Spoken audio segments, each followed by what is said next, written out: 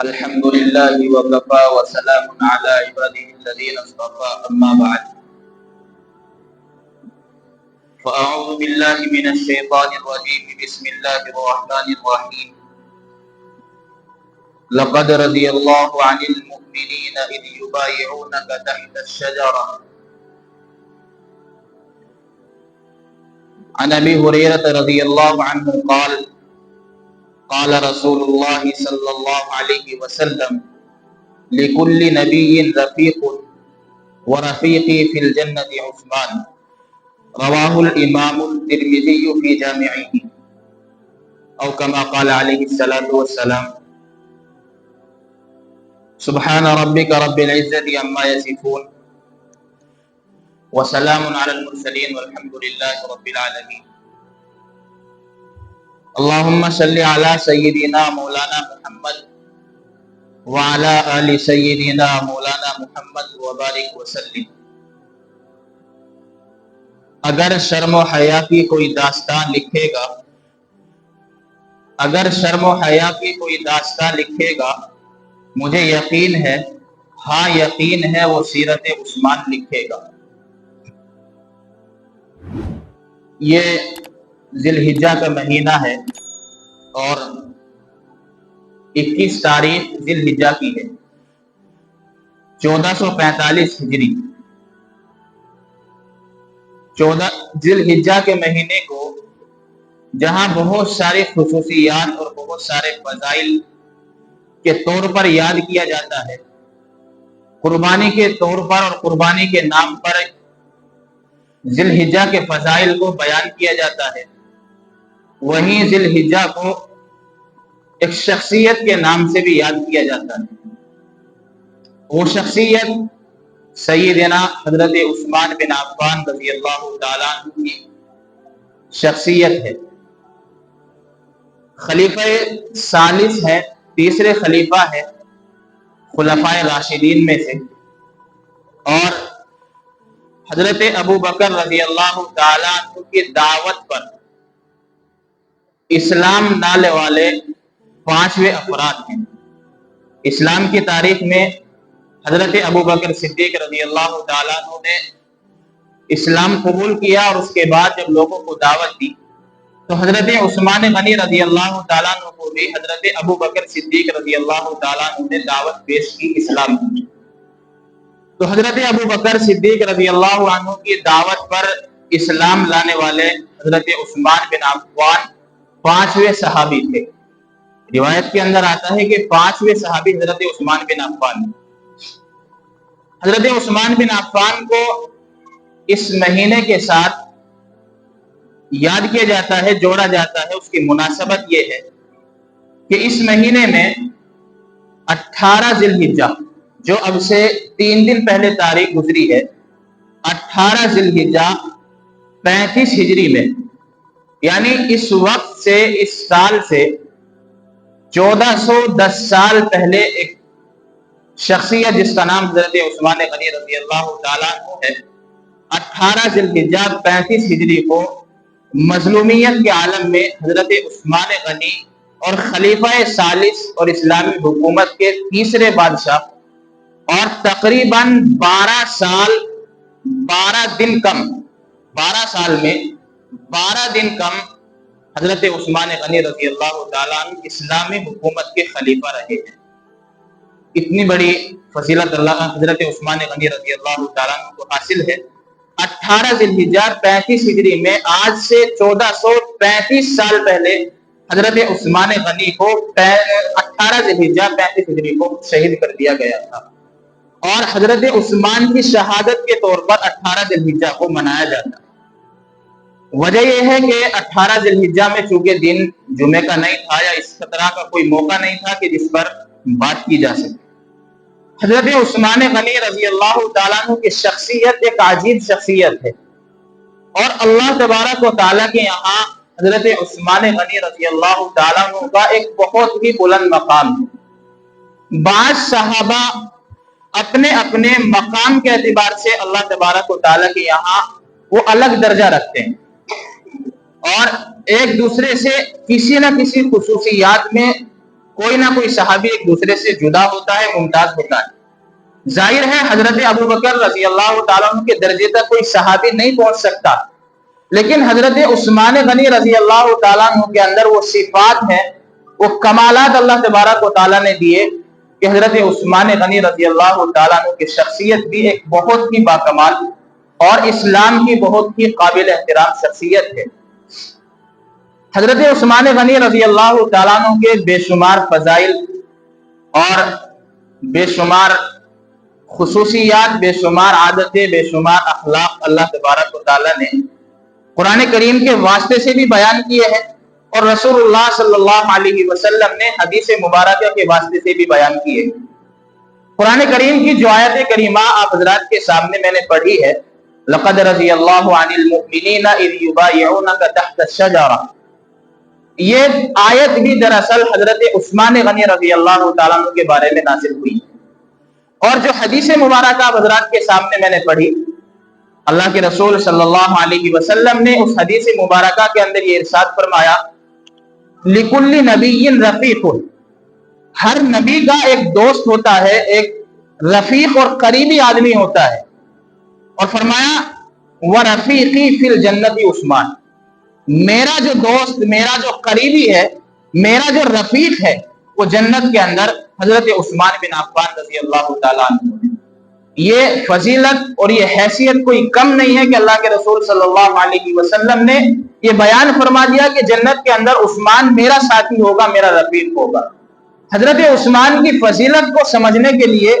صرف یہی ایک حدیث کافی ہے، لیکن ایسا نہیں ہے کہ صرف یہی ایک حدیث اللہ کے رسول صلی اللہ علیہ وسلم نے حضرت عثمان غنی کے بارے میں بیان کی ہو، یہی ایک فضیلت، ایسا نہیں ہے کہ حضرت عثمان کے بارے میں یہی بیان کی گئی ہو، بلکہ بہت سارے فضائل کی حامل یہ شخصیت ہے اور یہ ذات ہے۔ چنانچہ انہی فضائل اور انہی مختصر حالات میں سے چند حالات کا تذکرہ حضرات کے سامنے کرنا ہے، چند خصوصیات کا تذکرہ جو حضرت عثمان غنی رضی اللہ تعالیٰ عنہ کے ساتھ متصف ہیں، اور بھی صحابہ میں ہیں، لیکن بعض صفتیں ایسی ہوتی ہیں جو دوسرے لوگوں سے کسی بھی شخصیت کو ممتاز کر دیتی ہیں۔ چنانچہ حضرت عثمان غنی رضی اللہ تعالیٰ عنہ کے اندر حیا اس قدر تھی کہ شاید تاریخ کے اندر اتنی حیا والا انسان انبیاء کے علاوہ کوئی اور نہیں ملتا۔ یہ اللہ کے رسول صلی اللہ علیہ وسلم نے بیان فرمایا ہے، اور باقاعدہ اللہ کے رسول صلی اللہ علیہ وسلم نے حضرت عثمان غنی کی حیا کا تذکرہ کیا ہے، اور صحابہ کرام کے سامنے بتایا ہے کہ حضرت عثمان غنی کتنے باحیا اور باشرم ہیں۔ چنانچہ آتا ہے کتابوں کے اندر کہ جس ہاتھ سے حضرت عثمان رضی اللہ تعالیٰ عنہ نے اللہ کے رسول صلی اللہ علیہ وسلم پر بیعت کی تھی اور ایمان لائے تھے، جس ہاتھ سے اللہ کے رسول صلی اللہ علیہ وسلم پر ایمان لائے تھے، کتابوں کے اندر لکھا ہے کہ شہادت ہو گئی، اور جس وقت سے ایمان لائے تھے اور آخر وقت تک اپنے اس ہاتھ سے اپنی شرمگاہ کو ہاتھ نہیں لگایا، اس کو چھوا نہیں۔ آپ دیکھیں کتنی حیا ہوگی اس انسان کے اندر، کتنی حیا ہوگی اس شخصیت کے اندر۔ اور آپ ایک اندازہ اس سے بھی لگایا جا سکتا ہے کہ جب انسان غسل خانے کے اندر یا حمام کے اندر نہاتا ہے تو کپڑے اتار کر کے نہانے کی گنجائش ہے، کوئی دقت، کوئی پریشانی، جائز ناجائز کا کوئی مسئلہ ہی نہیں۔ لیکن حضرت عثمان رضی اللہ عنہ کے بارے میں آتا ہے کہ جب حضرت عثمان حمام کے اندر اور غسل خانے کے اندر بھی نہاتے تھے تو اس وقت بھی لنگی پہن کر کے نہاتے تھے۔ کیا حیا کا عالم ہوگا حضرت عثمان غنی رضی اللہ تعالیٰ عنہ کا۔ اور آپ علیہ الصلوۃ والسلام جب حضرت عثمان آپ کے پاس آتے تھے تو آپ علیہ الصلوۃ والسلام بسا اوقات ایسا ہوتا کہ بیٹھے ہوئے ہوتے، بسا اوقات ایسا ہوتا کہ لیٹے ہوئے ہوتے۔ بیٹھنے کی حالت میں، لیٹنے کی حالت میں بسا اوقات انسان کے لباس کی کیفیت بدل جاتی ہے، اور بعض مرتبہ ایسی کیفیت ہو جاتی ہے کہ دوسرا آنے والا جو انسان ہے اس حالت کو، اس کیفیت کو اچھا نہیں سمجھتا، کراہت اس کے اندر آ جاتی ہے۔ حالانکہ اللہ کے رسول صلی اللہ علیہ وسلم کی کوئی بھی حالت، کوئی بھی کیفیت ایسی نہیں ہو سکتی کہ جس سے آپ علیہ الصلوۃ والسلام کی ذات کے بارے میں اس طرح سوچا جا سکے۔ لیکن آپ علیہ الصلوۃ والسلام کے پاس جب حضرت عثمان رضی اللہ تعالیٰ عنہ آتے تھے تو آپ علیہ الصلوۃ والسلام اپنے کپڑوں کو درست فرما لیا کرتے تھے، اپنے کپڑوں کو درست فرما لیا کرتے تھے۔ حضرت عائشہ رضی اللہ تعالیٰ عنہ نے معلوم کر لیا، یا رسول اللہ کسی اور صحابی کے ساتھ تو یہ معاملہ نہیں ہے، آپ کے پاس تو ابو بکر بھی آتے ہیں، آپ کے پاس تو ان سے بڑے صحابی حضرت عمر رضی اللہ تعالیٰ عنہ بھی آتے ہیں اور دیگر صحابہ بھی آپ کی خدمت میں حاضر ہوتے ہیں، لیکن حضرت عثمان غنی رضی اللہ تعالیٰ عنہ کو دیکھ کر آپ اپنے کپڑوں کی حیت کو اور حالت کو اور کیفیت کو بدل دیتے ہیں، دیگر صحابہ کے ساتھ یہ معاملہ کیوں نہیں ہوتا؟ اللہ کے رسول صلی اللہ علیہ وسلم نے فرمایا عائشہ میں کیا کروں، عائشہ میں کیا کروں؟ جب حضرت عثمان رضی اللہ تعالیٰ عنہ سے اللہ کے فرشتے شرماتے ہیں، اللہ کے فرشتے حضرت عثمان غنی سے رضی اللہ تعالیٰ عنہ سے حیا اور شرم کرتے ہیں، تو پھر میں کیوں نہ کروں؟ یہ حضرت اللہ کے رسول صلی اللہ علیہ وسلم نے حضرت عثمان غنی رضی اللہ تعالیٰ عنہ کے بارے میں فرمایا، اور فرمایا کیف استحیی منہ وقد تستحیی الملائکۃ منہ، جس انسان کی حیا اور شرم کے چرچے آسمانوں پر فرشتوں کے درمیان میں ہو رہے ہوں، جس انسان سے، جس شخصیت سے فرشتے جیسی مخلوق بھی حیا اور شرم محسوس کرتی ہو، اللہ کے رسول صلی اللہ علیہ وسلم نے فرمایا بھلا ایسے کیسا ہو سکتا ہے کہ جس انسان سے فرشتے شرم محسوس کرتے ہوں اور مجھے اس سے شرم محسوس نہ ہو؟ عائشہ اس لیے میں کپڑوں کو درست کرتا ہوں، حضرت عثمان کی حیا کے چرچے دنیا کے اندر ہی نہیں ہے، بلکہ حضرت عثمان کی اس صفت کی وجہ سے حضرت عثمان کو آسمانوں پر بھی پہچانا گیا۔ آپ اندازہ لگائیں کہ کتنی حیا حضرت عثمان غنی رضی اللہ تعالیٰ عنہ کے اندر ہوگی۔ جو انسان، جس انسان نے ایمان لانے کے بعد اپنے اس ہاتھ سے جس سے ایمان لائے ہیں اپنے شرمگاہ کو نہ چھوا ہو، اور جس انسان کو دیکھ کر اللہ کے رسول صلی اللہ علیہ وسلم اپنے کپڑوں کو درست فرما لیتے ہوں، جس انسان کے شرم و حیا کو دیکھ کر فرشتے کو اس سے شرماتے ہوں، اس کے شرم و حیا کا عالم کیا ہو؟ لیکن حضرت عثمان غنی کی شرم و حیا ایک طرف ہے، اور ہم دیکھیں اپنی شرم و حیا کا عالم کیا ہے۔ ہماری شرم و حیا کا عالم کیا ہے؟ آج کا خصوصاً نوجوان طبقہ ہمارا اس طرف جا رہا ہے، لبرل قسم کے کپڑوں کو پہننا، لبرل قسم کے لباس کو زیب تن کرنا، جس کے اندر کوئی شرم و حیا کا توازن ہی پیدا نہیں ہوتا، جس کے اندر شرم و حیا کا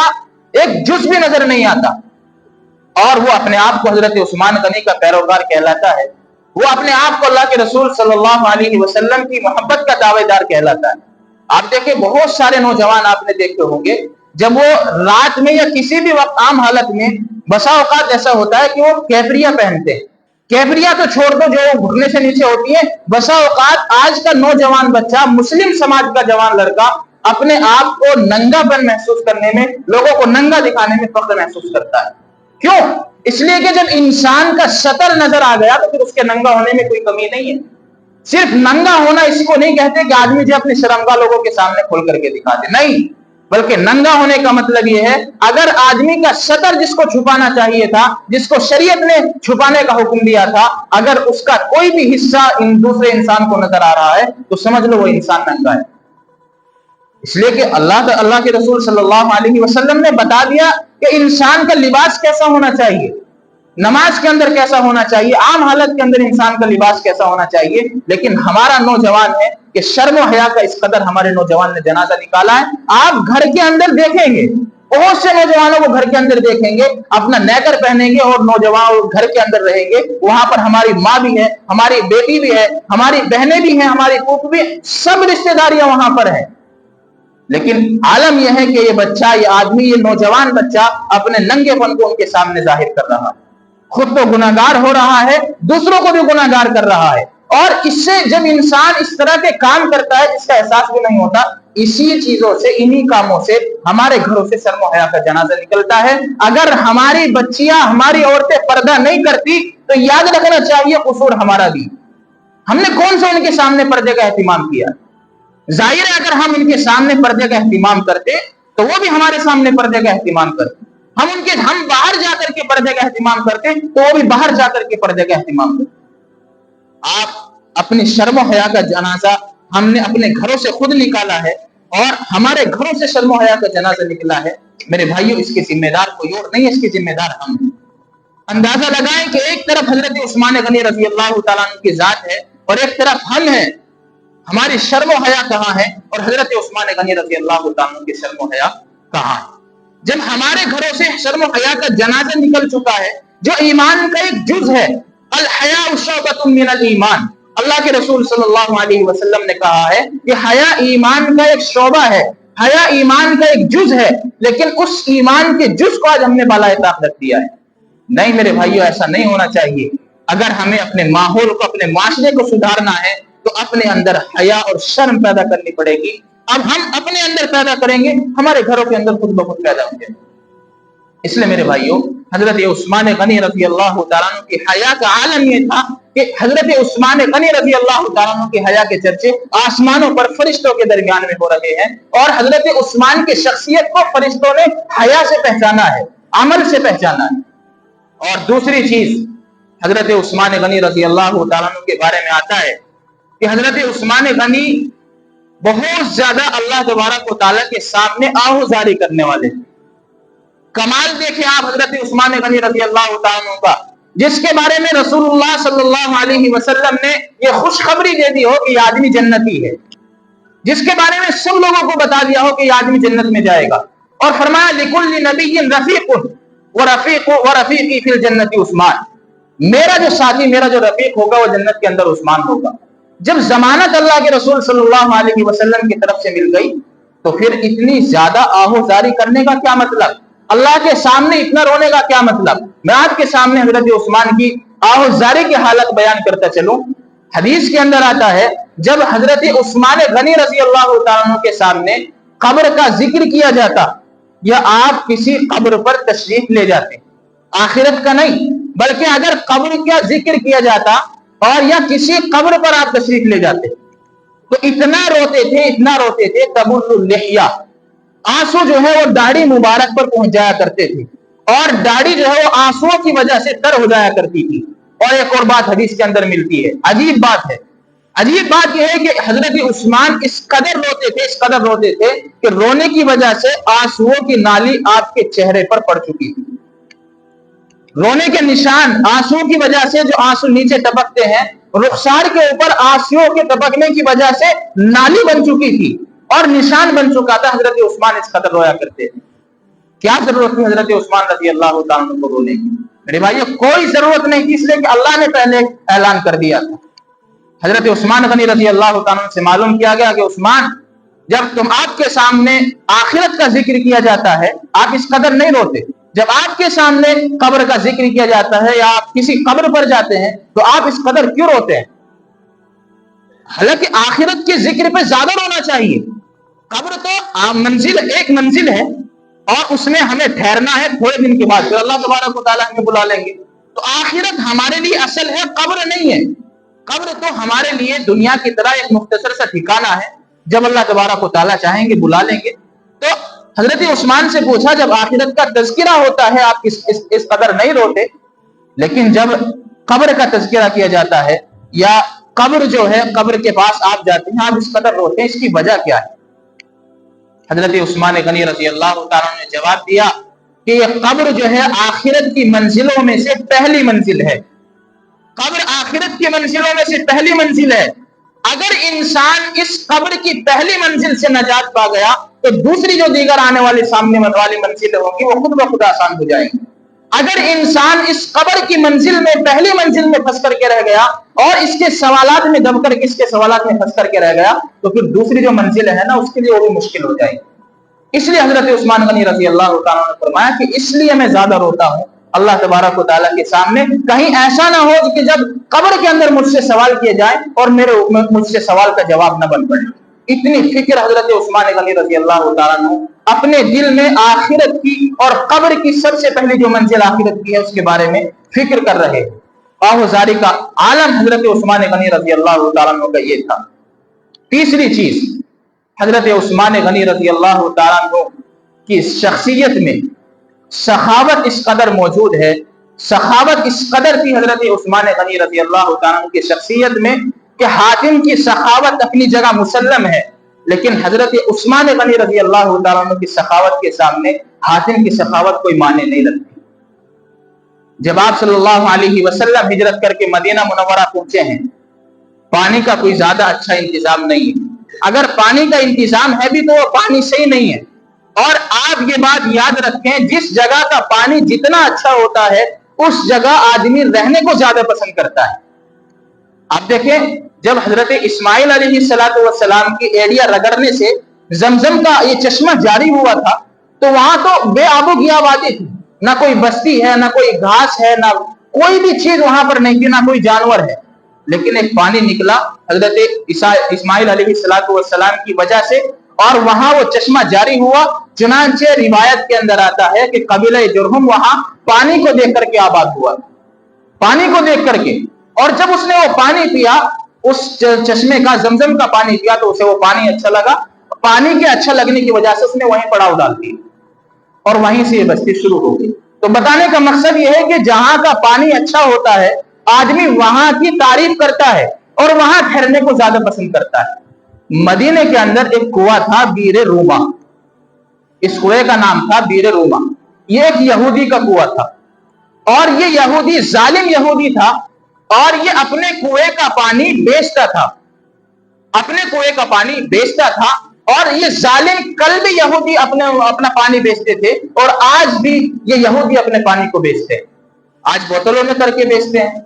اور بہت ساری کمپنیاں انہوں نے پانی کی لگا رکھی ہیں، اکثر و بیشتر پانی بیچنے والی کمپنیاں ہیں، آپ دیکھ لینا اور غور کر لینا، ان کے بارے میں تحقیق اور تفتیش کر لینا، اکثر و بیشتر پانی بیچنے والی کمپنیاں یہودی کی۔ یہ یہودی ظالم کل بھی پانی بیچتا تھا اور آج بھی پانی بیچتا ہے، اور کل بھی ہمیں انسانیت کا سبق دیتا تھا اور آج بھی ہمیں انسانیت کا سبق دیتا ہے۔ حالانکہ آپ روایت کو پڑھیں، آپ تاریخ کا مطالعہ کریں، اسلامی تاریخ کا، حضرت عثمان غنی رضی اللہ تعالیٰ عنہ نے بتایا انسانیت کا درس اور انسانیت کا سبق کیا ہوتا ہے۔ بیر روما یہ یہودی کا ایک کنواں تھا، اور یہ اپنا پانی بیچتا تھا، اپنا پانی بیچتا تھا، اور اسے معلوم ہوا کہ اللہ کے رسول صلی اللہ علیہ وسلم کو اس کنویں کا پانی بہت پسند ہے۔ اس نے یہ چال چلی کہ اس کنویں کے پانی کے داموں میں اور زیادہ اضافہ کر دیا۔ جب اس نے اس کنویں کے پانی کے داموں میں اضافہ کیا تو حضرت جبرائیل علیہ السلام کو اللہ تبارک و تعالیٰ نے آپ علیہ السلام کے پاس بھیجا، اور آپ علیہ السلام سے بتایا کہ اس آدمی کے لیے خوشخبری ہے، اور جنت کی ضمانت آپ اس آدمی کو دے دیجئے جو اس بیر روما کو خرید کر کے مسلمانوں کے لیے وقف کر دے گا، اسے جنت کے اندر ایک محل بنا کر کے دیا جائے گا۔ حضرت عثمان غنی رضی اللہ تعالیٰ عنہ بیٹھے ہوئے تھے، فرمایا یا رسول اللہ کیا میرے لیے بھی یہ سعادت ہے؟ اللہ کے رسول صلی اللہ علیہ وسلم نے فرمایا عثمان تیرے لیے بھی یہ سعادت ہے۔ چنانچہ حضرت عثمان غنی اس کنویں کو خریدنے کے لیے اس روما کے پاس گئے ہیں، اور مدینہ کا ایک بہت بڑا تاجر حضرت عثمان غنی رضی اللہ تعالیٰ عنہ کی شخصیت، اسلامی شخصیت تو ہے ہی، لیکن تجارت کے معاملے میں مدینے کا بہت بڑا تاجری آدمی حضرت عثمان غنی کے شکل میں۔ جب حضرت عثمان غنی اس کے پاس پہنچے، روما یہودی کے پاس میں، تو اس یہودی نے حضرت عثمان کو دیکھ کر کے سوچا کہ بھائی اتنا بڑا تاجر آ رہا ہے، کوئی نہ کوئی بات تو ہے۔ حضرت عثمان نے جا کر کے بات کی میں آپ کو ایک کنواں خریدنا چاہتا ہوں۔ وہ سمجھ گیا کہ کوئی بڑی بات، اس نے حضرت عثمان غنی کے جذبات کو دیکھ کر کے اپنے کنویں کے داموں میں اضافہ کر دیا، اس لیے کہ مدینے کا اتنا بڑا تاجر ہے اور اسے یہ چیز پسند آئی ہے، لے کر کے جائے گا، چاہے کچھ بھی ہو جائے، کتنی بھی قیمت اس کے لگ جائے، عثمان آیا ہے، مدینے کا اتنا بڑا تاجر آیا ہے، تو اس کنویں کو خرید کر کے جائے گا، بغیر خریدے نہیں جا سکتا۔ یہودی نے چال چلی اور اس نے کہا عثمان میں کنویں کو بیچ رہا ہوں لیکن آدھا بیچوں گا، لیکن کنویں کو بیچ رہا ہوں آدھا بیچوں گا۔ حضرت عثمان غنی اس میں پڑ گئے کہ معاملہ کیا ہے، آدھے بیچنے کا مطلب کیا ہے۔ اس نے حضرت عثمان غنی کو سمجھایا کہ ایک دن پانی آپ بیچا کریں گے، ایک دن پانی میں بیچا کروں گا، یعنی ایک دن اس نے سمجھا کہ حضرت عثمان جو ہے وہ تجارت کے لیے یہ کنواں خریدنا چاہتے ہیں، اس لیے کہ تاجر کے بارے میں تجارت کا ہی تصور کیا جا سکتا ہے، تو یہودی نے اپنے دماغ کے اعتبار سے تو اچھا سوچا تھا، اور وہ بھی بیچنا چاہتے تھے حضرت عثمان غنی، لیکن وہ لوگوں کو نہیں اللہ تبارک و تعالیٰ کو بیچنا چاہتے تھے، اللہ سے اپنا بدلہ لینا چاہتے تھے۔ یہودی یہ سمجھ رہا تھا کہ ایک دن عثمان اپنے داموں میں بیچے گا، دوسرے دن میں عثمان کے داموں سے بڑھا کر کے بڑے داموں میں اپنے پانی کو بیچوں گا، لہذا مجھے زیادہ فائدہ ہوگا اور عثمان کو کم فائدہ ہوگا۔ حضرت عثمان غنی رضی اللہ تعالیٰ عنہ نے وقتی طور پر یہ شرط منظور کر دی اور کہا کہ ٹھیک ہے، ایک دن تو بیچنا، ایک دن ہم بیچیں گے، ایک دن تو کمائے گا، ایک دن ہم کمائیں گے۔ اللہ کے رسول صلی اللہ علیہ وسلم کے پاس گئے اور حضرت عثمان غنی رضی اللہ تعالیٰ عنہ نے بتایا یا رسول اللہ کنواں خرید لیا ہے۔ آپ علیہ الصلوۃ والسلام نے کہا لوگوں ہم نے ایک کنواں خریدا ہے اور کل ہماری باری ہے، اور عام اعلان کر دیا، چاہے یہودی ہو، مشرک ہو، کافر ہو، مسلمان ہو، کوئی بھی ہو، عیسائی ہو، عام اعلان کر دیا کہ کل پانی کی ہماری باری ہے، لہذا آپ جتنا پانی چاہے وہاں سے لا سکتے ہیں، کوئی روپیہ پیسہ نہیں دینا پڑے گا۔ حضرت عثمان غنی کی باری آئی اور سب لوگوں نے پانی جو ہے وہ اپنے گھروں میں جمع کر کے رکھ لیا تاکہ دوسرے دن پانی کی ضرورت نہ پڑے، اور جب یہودی کی باری آئے تو یہودی وہ مکھی مارتا ہوا رہ جائے۔ حضرت عثمان غنی رضی اللہ تعالیٰ عنہ نے وہ پانی کا کنواں خریدا اور سب کے لیے وقف کر دیا۔ یہودی سوچ رہا تھا کہ حضرت عثمان غنی دام بڑھائیں گے، اگلے دن زیادہ کر دوں گا، لیکن ایسا ہوا، معاملہ یہ ہوا کہ خود اس یہودی کے گھر والے بھی حضرت عثمان غنی کی باری پر اپنے گھر پانی لے گئے۔ اب ظاہر ہے اس کا تو پروگرام جو تھا وہ ختم ہو گیا، بڑھ گیا، اس لیے کہ وہ سوچا کچھ اور تھا، ہوا کچھ اور۔ حضرت عثمان کے بارے میں سوچا تھا کہ یہ تجارت کرے گا، لیکن انہوں نے اس کو وقف کر دیا۔ میرے بھائیوں، انسانیت کو سب سے بڑا درس انسانیت کا اگر دیا ہے تو اللہ کے رسول صلی اللہ علیہ وسلم نے حضرت عثمان غنی رضی اللہ تعالیٰ عنہ کے واسطے سے اس امت کو دیا۔ آج لوگ کہتے ہیں کہ انسانیت سب سے بڑا دھرم ہے، اگر یہ یاد رکھنا چاہیے، آج ہم میں سے بہت سارے مسلمان یہ کہتے ہیں کہ انسانیت سب سے بڑا مذہب ہے۔ یاد رکھیں، جو آدمی یہ کہتا ہے کہ انسانیت سب سے بڑا دھرم ہے، وہ کفریہ جملہ کہتا ہے، یہ کفریہ جملہ ہے۔ انسانیت کوئی دھرم نہیں ہے، انسانیت جو ہے وہ اسلام کا ایک سبق ہے، اسلام کا ایک سبق ہے۔ ان الدین عند اللہ الاسلام، ان دین جو ہے وہ اللہ تبارک و تعالیٰ کے یہاں اسلام ہے، اور اس اسلام کا جو سبق ہے وہ انسانیت، اس انسانیت کے سبق کو لوگوں کے درمیان میں پھیلانا ہے۔ تو میرے بھائیوں، کہنے کا مقصد یہ ہے کہ یہ تھی حضرت عثمان غنی رضی اللہ تعالیٰ عنہ کی شخصیت، اور بھی بہت سارے فضائل حضرت عثمان غنی رضی اللہ تعالیٰ عنہ کے ہیں، انشاءاللہ ان کے متعلق اگلے ہفتے بیان کیا جائے گا۔ اللہ تعالیٰ عمل کی توفیق عطا فرمائے۔